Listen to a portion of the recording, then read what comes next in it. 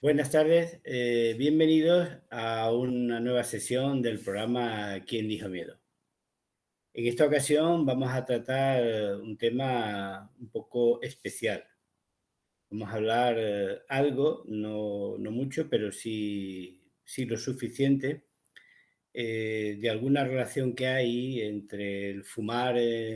cuando una mujer está embarazada y posibles consecuencias que pueda haber. Tema de tabaco y embarazo ya lo abordaremos posteriormente, nos lo contará Vicky Hueto, que es una médico especialista en medicina familiar y comunitaria que desarrolla su labor en Pamplona, en la comunidad de Navarra, y es delegada del Comité Nacional de Prevención del Tabaquismo en esa zona. Pero hoy yo propuse parte de este tema a una persona que cuando lo hice pues era una estudiante de enfermería, es decir, una persona muy joven, una persona sin experiencia laboral, pero que ya ve la importancia que puede tener el consumo de tabaco en determinadas personas y sobre todo en mujeres en edad fértil y sobre todo en mujeres embarazadas. Y ella, pues cuando estaba cursando su último curso de grado de enfermería en la Universidad de Castilla-La Mancha, en el Hospital Virgen del Prado de Talavera de la Reina, pues decidió hacer su trabajo de fin de grado eh, en la relación que pueda haber, que pueda existir y muchas veces que no se investiga entre el consumo de tabaco y el desarrollo de TDAH en las madres que son fumadoras. Ella es ya una enfermera que va a continuar formándose, va a especializarse, va a intentar hacer el EIR. Es Araceli Fernández Aro, con la cual me une unos lazos ya familiares, porque es la pareja de mi hijo Manuel. Y ella, pues, de verme hacer estas cosas que yo hago en ese terreno con el tabaco, pues parece ser que se animó, aunque es una persona que no es fumadora y con sus limitaciones, porque los estudiantes todavía, evidentemente, no tienen las tablas que adquirimos con el desarrollo de nuestro trabajo laboral, pues decidió hacer el trabajo en este asunto. Y dejar de fumar, sabemos muchas veces que es la mejor decisión que puede tomar una mujer embarazada de cara a mejorar su salud y sobre todo la salud en su embarazo. Pero muchas veces esto es un periodo temporal y como vimos en el tema de las recaídas, muchas veces las recaídas son programadas y precisamente en los embarazos se produce un cese del consumo y posteriormente, una vez que se da a luz o se termina la lactancia, se vuelve a reiniciar esos consumos. Pero hay otras mujeres que desgraciadamente no consiguen dejar de fumar. Y esas mujeres deberían de saber que por el hecho de seguir siendo fumadoras durante ese embarazo, la salud, no solo de ellas, sino de su hijo, corren riesgos que muchas veces no tenemos en cuenta. Y aunque sabemos también que nunca es demasiado tarde para dejar el consumo de tabaco, muchas mujeres pueden conseguirlo y tenemos que animar a todas las mujeres embarazadas a que dejen de hacerlo, por lo menos temporalmente, porque eso indudablemente va a tener muchas repercusiones y sobre todo no solo de cara al futuro más inmediato, sino que de cara al futuro próximo y a largo plazo. Porque recordemos que cuando una madre eh, da a luz un hijo, ese hijo va a seguir manteniendo un lazo de unión durante toda su vida con su madre. Con lo cual, el efecto beneficioso no es solo en el momento en el que se está embarazada, sino que es un efecto beneficioso a largo plazo. Y la madre, pues evidentemente, cuando deja de fumar, al conocerse que está embarazada, y yo muchas veces digo que lo aconsejable sería tratar este tema en planificación familiar y lo mismo que se planifica una fecha y se planifica muchas otras cuestiones, pues el consumo de tóxicos también se debería de planificar y tener dentro de esa planificación familiar ya un estado sin hábitos tóxicos, ¿no? Eh, Probablemente el ahorro económico en estos casos no sea lo más importante. Quizás sea más el ahorro emocional, porque muchas veces la embarazada deja de fumar por ese cambio emocional que se produce en el momento en el que está embarazada y que indudablemente pues le hace de sentirse de otra manera, ¿no? Y que se siente con muchas más ganas de todo, porque en definitiva tiene otra vida dentro de su vida y eso le hace que mejore su, su aspecto psíquico y también su aspecto físico. Pero como digo muchas veces, ese aspecto físico se merma por ese consumo de tabaco que se sigue manteniendo. Dejar de fumar en los primeros momentos de un embarazo es lo mejor que puede hacer una mujer embarazada. Eso no nos cabe la menor duda, ¿eh? Ya veremos qué es lo que nos cuenta Araceli, a qué conclusiones ha llegado ella después de haber estudiado y de haber leído muchos artículos en relación a este asunto. Y sobre todo, que nunca es tarde para dejar de fumar en el embarazo, independientemente en el mes en el que se encuentre. Evidentemente, vuelvo a repetir que si es antes en la planificación de ese embarazo, muchísimo mejor, y conforme vayamos pasando el tiempo, pues evidentemente los riesgos van siendo mayores. Sobre todo, de cara a las mujeres embarazadas que nos puedan estar escuchando, pues los beneficios indudablemente son para ellas, pero para el bebé no cabe la menor duda de que se aumenta la cantidad de oxígeno que les llega y que sus pulmones se desarrollan como se tienen que, se tienen que desarrollar, es decir, con la cantidad de surfactante pulmonar suficiente como para no tener esos problemas. Y sobre todo que hay muchas menos probabilidades de que ese parto, o perdón, ese embarazo se complique, que ese parto se pueda complicar y necesite más tiempo de hospitalización o que incluso pueda ser por cesárea y con lo cual se va a demorar y se va a aumentar la estancia hospitalaria y sobre todo se va a reducir que tenga que acudir al hospital, sobre todo cuando es un lactante o un neonato. Es decir, las posibilidades de que el bebé nazca antes de tiempo en una mujer que continúa fumando tenemos que tenerla en cuenta. Es decir, el embarazo se puede acortar, con lo cual eso supone un riesgo. Y también puede aparecer cuestiones muy importantes como es el síndrome de la muerte súbita del lactante, que es esos bebés que fallecen de la noche a la mañana, muchas veces, nunca mejor dicho, porque suele producirse de madrugada, que aparecen muertos en el primer año de vida. Bueno, pues hay estudios en Reino Unido que lo relacionan en más de un 25% de los casos, ¿no? Entre producirse una muerte súbita en el lactante con que la madre o el padre o incluso los dos sean fumadores. Sabemos que el riesgo de que el monóxido de carbono llegue a la sangre de nuestro bebé pues es muchísimo mayor en función a la cantidad de tabaco que la mujer fuma. Por eso todas las mujeres embarazadas y sobre todo fumadoras deben de saber que hay razones muy poderosas para dejar de fumar en el embarazo. No basta con reducir. Con reducir el consumo podemos reducir los riesgos, pero los riesgos van a existir y tenemos que acabar con ese falso consejo sanitario que denota una falta de formación profesional y una falta de sensibilización, sobre todo hacia las adicciones, en la cual se le dice a la mujer que fumar menos quizás sea mejor porque la ansiedad que se tiene es preferible a la ansiedad de dejar de fumar. Para nada tiene que aparecer ansiedad al dejar de fumar y sobre todo cuando se hace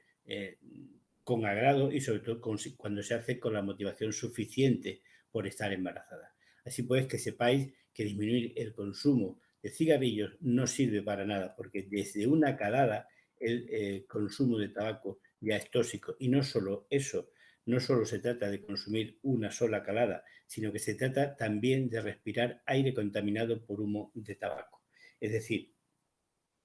la mejor manera de proteger a nuestro futuro hijo es dejar de fumar cuanto antes mejor. Veremos qué nos cuenta Araceli sobre la relación que pueda existir entre el trastorno de déficit de atención e hiperactividad, el TDAH, esos niños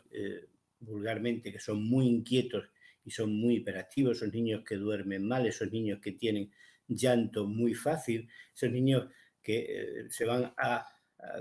comportar como muy excitables, pues veremos que hay una gran relación y esperemos que ella, a lo largo de su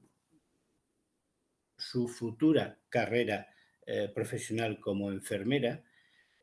pueda trabajar en este asunto, pueda dar consejos a todas esas embarazadas que se encuentre en su atención para que abandonen el consumo de tabaco y, en definitiva, entre todos sigamos sumando y podamos conseguir mayor calidad de vida. Así que, Araceli, tienes para ti las cámaras o la cámara de Quien Dijo Miedo, para que nos cuentes tu trabajo de fin de grado, ese trabajo tan magnífico que has hecho y que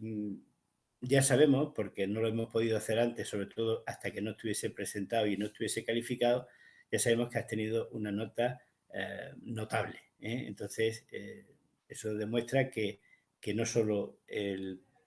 trabajo está bien, sino que tu profesor le ha gustado y lo considera bastante importante para el desarrollo de tu carrera profesional y también para el de la suya, porque supongo que algo le ha quedado cuando una persona no fumadora como tú se ha preocupado de este asunto que parece muchas veces que no interesan a todas las enfermeras. Así que darte la enhorabuena por el resultado del trabajo que has hecho y sobre todo felicitarte por tu graduación y que tengas un futuro lleno de aciertos y lleno de progresos en hábitos saludables hacia las personas a las que trates. Muchas gracias y adelante.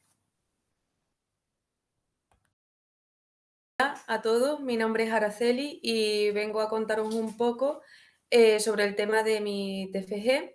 que lo he hecho sobre el hábito tabáquico en el embarazo y su relación con el TDAH en la infancia. El TDAH es el trastorno que se conoce como el niño hiperactivo. Viene dado por una serie de conductas en las que se producen movimientos excesivos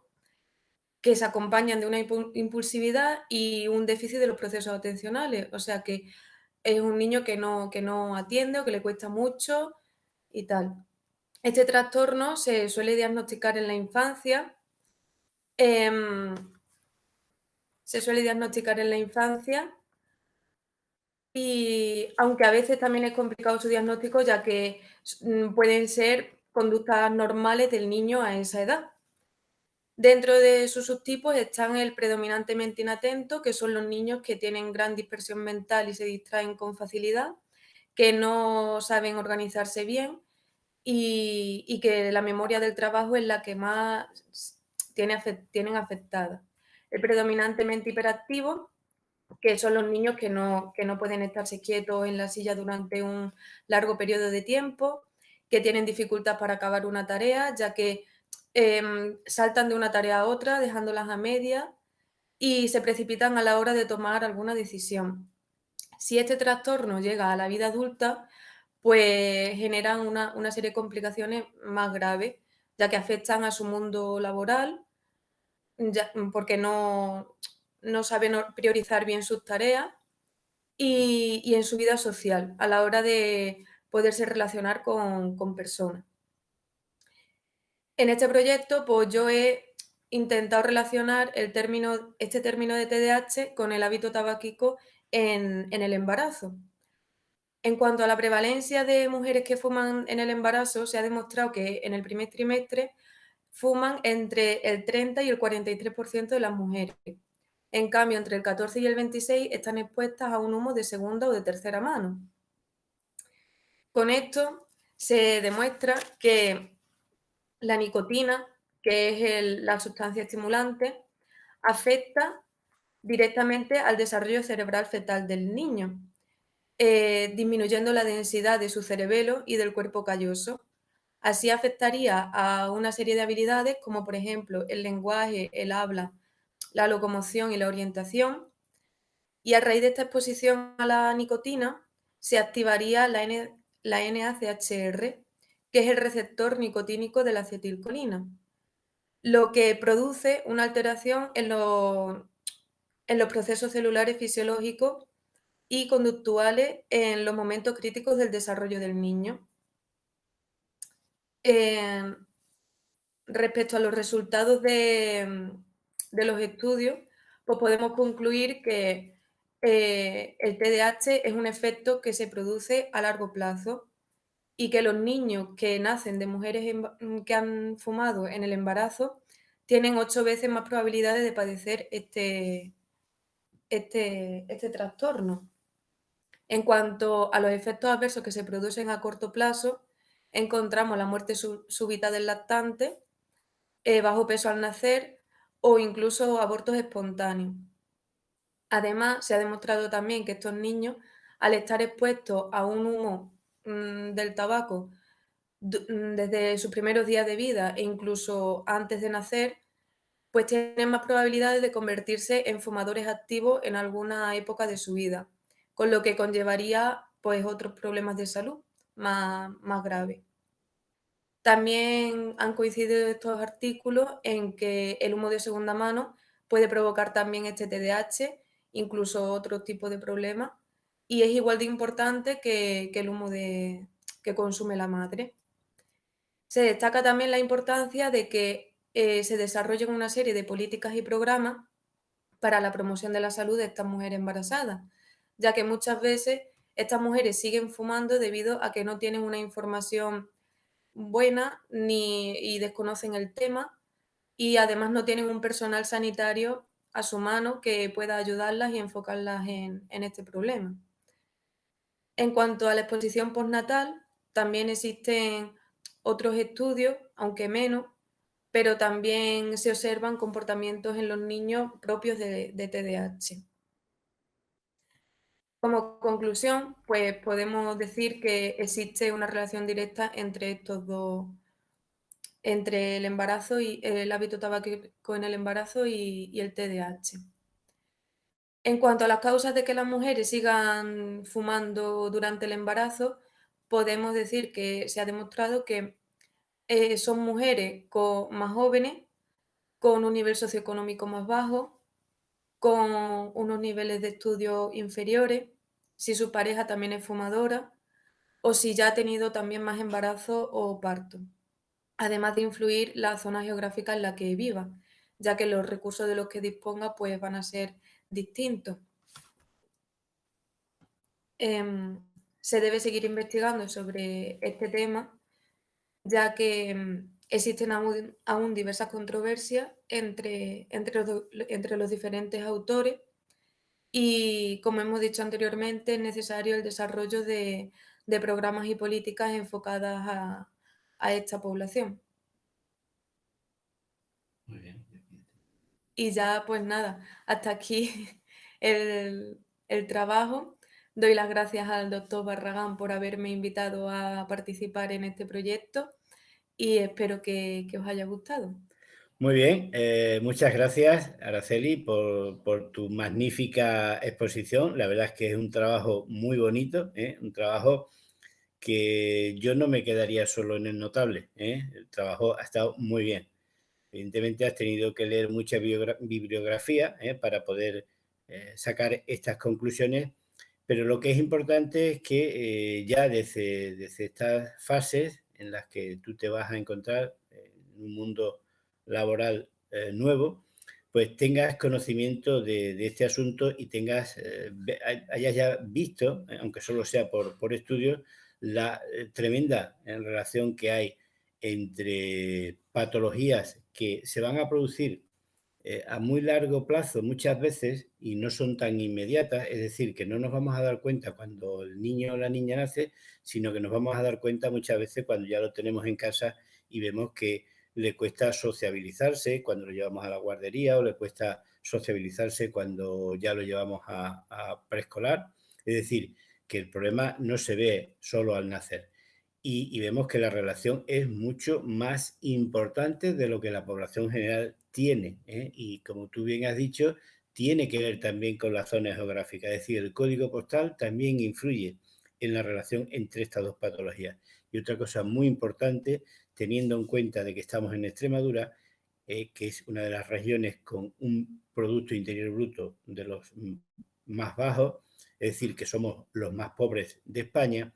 pues conforme aumentan los niveles de pobreza, esta relación se aumenta. Es decir, Las personas con menos poder adquisitivo tienen muchas más posibilidades de tener este problema, entre otras cosas porque se van a dar cuenta muchas veces en un diagnóstico muy tardío, porque acceden mucho menos a los servicios sanitarios o acceden a servicios sanitarios con mucha peor calidad. Y aunque en cartera de servicios tengamos que atender a las mujeres embarazadas y que tengamos que atender a los fumadores, nunca, nunca, y repito, casi nunca, se hace un abordaje completo. Preguntar a una mujer embarazada si fuma o no fuma debería de ser obligatorio y debería de ser considerado una negligencia y no se hace. Y vuelvo a repetir, en comunidades autónomas donde no hay planes de abordaje de este problema, pues con mucha más asiduidad. Lo demás es cuestión de suerte, es decir, que no nos toque este problema, muchas veces parece que cruzamos los dedos y no nos toca. Y muchas veces estas embarazadas se remiten a su propia experiencia. Pero yo os puedo decir que a lo largo de los 15 últimos años he estado desarrollando parte de mi labor asistencial, haciendo cursos o participando en cursos de preparación al parto con las dos matronas de los centros de salud de Villanueva de la Serena.